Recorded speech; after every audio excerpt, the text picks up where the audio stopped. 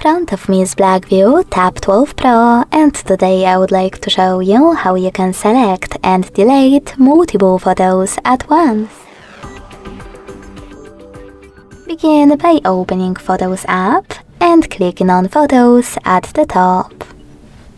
When you're ready, hold one of your pictures that you wish to delete and tap on those type of dots at the top left corners.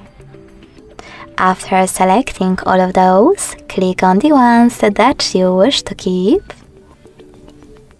And to delete the rest, use this bin at the top right corner. Lastly, confirm your choice in the pop-ups.